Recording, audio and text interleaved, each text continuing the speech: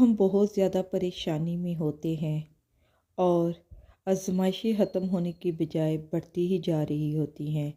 راتوں کو نیند اڑ جاتی ہے، سکون سے سو بھی نہیں سکتے، ہر وقت غم میں ہوتے ہیں، مایوسی میں ڈوبے رہتے ہیں۔ اس سے نکلنے کا کوئی راستہ ہمیں نظر نہیں آتا۔ تو یاد رکھو کہ تمہارا رب قرآن کریم میں فرماتا ہے کہ اگر خدا تمہاری مدد کرے تو کوئی تمہیں شکست نہیں دے سکتا، اور اگر وہ چھوڑ دے تو اس کے بعد کوئی تمہارا مددگار نہیں ہوگا۔ اور تم اللہ پر ہی بھروسہ کرنا سیکھو۔ جانتے ہو اللہ تمہیں بے بسی کے مقام پر کیوں لاتا ہے؟ تاکہ تم اللہ سے رجوع کرو اور یقین سے مانگو۔ جب تم اپنی مانگی ہوئی دعاؤں پر یقین کرنا سیکھ جاؤ گے تو ہر چیز تمہیں ابھی ناممکن لگ رہی ہے تمہیں ضرور ملنے لگ پڑے گی۔ غیب سے تمہارے لیے راستے بن جائیں گے۔ جو چیز نصیب میں نہیں دیکھنا وہ بھی تم کو مل جائے گی۔ سنو، دکھ میں کبھی پچھتاوے کے آنسو نہ بہانا۔ تم وہ خوش نصیب ہو جسے اللہ نے آزمائش کے قابل سمجھا ہے۔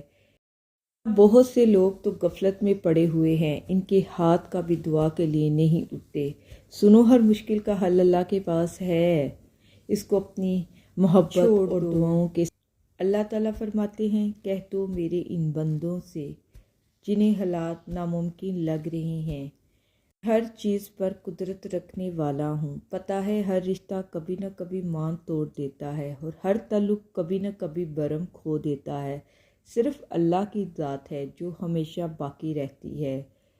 اللہ تعالیٰ کبھی بھی کسی کو تنہا نہیں چھوڑتے، اس کی تمام خواہشات کو پورا کرتے ہیں۔ پتہ ہے حضرت یوسف علیہ السلام 32 سال بعد اپنے باپ سے ملے تو اتنا روئے کہ بے ہوش ہو گئے، پھر اٹھے اور اتنا روئے کہ پھر دوبارہ سے بے ہوش ہو گئے۔ تو حضرت جبرائیل علیہ السلام نے اللہ تعالیٰ سے پوچھا، یا اللہ اتنی محبت بھی کوئی کسی سے کرتا ہے کیا؟ تو اللہ تعالیٰ نے فرمایا، اے جبرائیل، میں امتی محمدیہ کے ہر فرد سے اس سے 70 گنا زیادہ محبت کرتا ہوں۔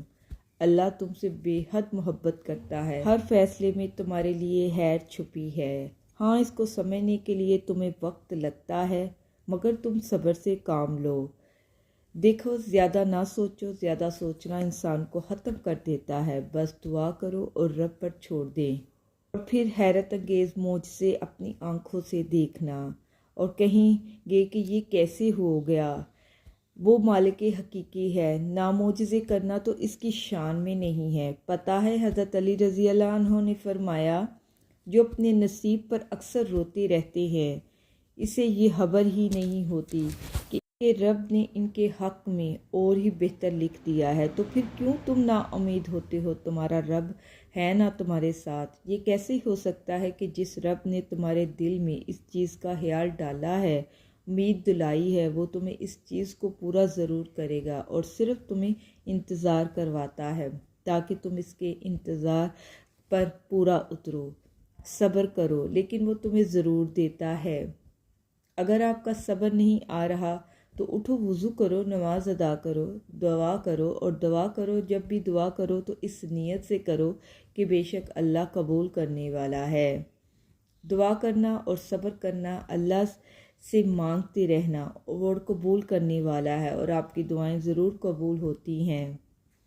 اللہ کو آپ کا مانگنا پسند آ گیا، اس لیے اداس مت ہونا، تمہیں وہی ملے گا جو تمہارے لیے بہتر ہوگا۔ صبر کرنے سے جیت طے ہے، اس لیے ہر چیز پر صبر کرنا سیکھیں۔ یاد رکھیں، اللہ تعالیٰ کو آزماتا ہے جن کو اپنے قریب لانا چاہتا ہے۔ اللہ پر بھروسہ رکھیں، ایک دن وہ آپ کے لیے سب کچھ ممکن بنا دے گا۔ یقین اور دعا نظر تو نہیں آتی، مگر ناممکن کو ممکن بنا دیتی ہے۔ جب آپ کا درد بڑھ جاتا ہے تو نماز پڑھیں، اللہ سے گفتگو کریں، اللہ سے وہ تمام باتیں کریں جو آپ کے دل میں ہیں۔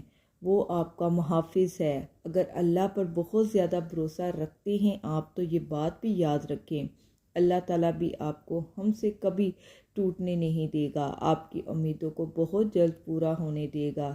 صبر رکھیں، اللہ تعالیٰ آپ کے لیے بہترین فیصلہ کرے گا۔